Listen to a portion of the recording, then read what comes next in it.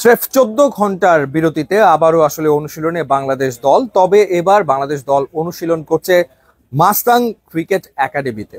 ICC নির্ধারিত যে venue অর্থাৎ গ্র্যান্ড প্রেরি স্টেডিয়ামে বাংলাদেশ দলের প্র্যাকটিস করার কথা ছিল, সেটা স্থানীয় সময় সকাল 9টায়। কিন্তু বাংলাদেশের টিম ম্যানেজমেন্ট প্র্যাকটিস সেশনটাকে অপশনাল করে দিয়েছে, যেহেতু 14 ঘন্টা আগে একেবারে ইন্টেন্স ট্রেনিং সেশন করেছে বাংলাদেশের ক্রিকেটাররা। সে কারণে টিম ম্যানেজমেন্টের পক্ষ থেকে সিদ্ধান্ত নেওয়া হয় যে ম্যাচের আগের দিন আসলে অপশনাল ট্রেনিং সেশন হবে, এবং ভেন্যুটাও বাংলাদেশের টিম ম্যানেজমেন্ট চেঞ্জ করে এখানে নিয়ে এসছে, মাস্তাং ক্রিকেট একাডেমিতে নিয়ে এসছে, যেটা একটা ইনডোর ফ্যাসিলিটিস, এবং এখানে বাংলাদেশ টিম আগেও প্র্যাকটিস করেছে। সব মিলিয়ে 6 জন ক্রিকেটার তারা এখানে অনুশীলন আসলে করতে এসছেন, এবং প্লেইং 11-এ যারা আসলে থাকবেন তাদের বেশিরভাগই আসলে এই সেশনে নেই। এখানে যেরকম অনুশীলন করছেন তানভীর কিংবা জাকের আলী অনিক, যাদের আসলে প্লেইং 11-এ থাকার সম্ভাবনা শ্রীলঙ্কার বিপক্ষে খুবই কম।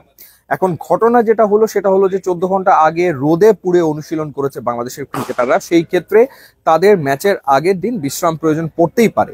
তো সেই ক্ষেত্রে মাহমুদুল্লাহ রিয়াদ কিংবা সাকিব আল হাসান কিংবা লিটন কুমার দাস কিংবা সৌম্য সরকার, যারা আসলে প্লেইং 11-এ থাকবেন, তারা হয়তো বা বিশ্রাম নিচ্ছেন, মুস্তাফিজুর রহমান, তাসকিন আহমেদ। কিন্তু কথা হলো হাতুরু সিং আসলে কোথায়? হাতুরু সিং এর বিশ্রামটা নেওয়ার প্রয়োজন আসলে কি কারণে পড়লো ম্যাচের আগের দিন? তিনি চাইলে এই সেশনে ডেফিনেটলি আসতেই পারতেন, এবং এখানে এসে তিনি যে ক্রিকেটাররা অনুশীলন করছেন তাদের সাথে আসলে কাজ করতেই পারতেন, কিন্তু তাকে আমরা আসলে এখানে এসে খুঁজে পেলাম না। হেড কোচ হাতুরু সিং এর তিনি হোটেলে বসে বিশ্রাম নিচ্ছেন।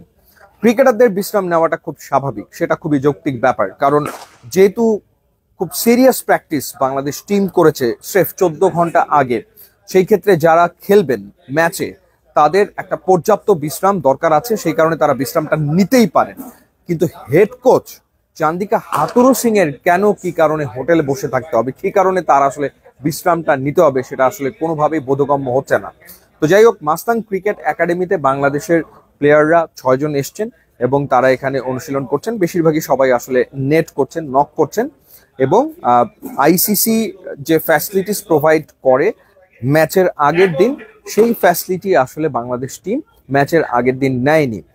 এতে হ্যাঁ, ডেফিনেটলি ভালো রেজাল্ট আসতেই পারে। প্লেয়াররা যদি নিজেদেরকে রিফ্রেশড করে প্রথম ম্যাচে শ্রীলঙ্কার এগেনস্টে নামে, সেটা রেজাল্ট খুব ভালো হতেই পারে।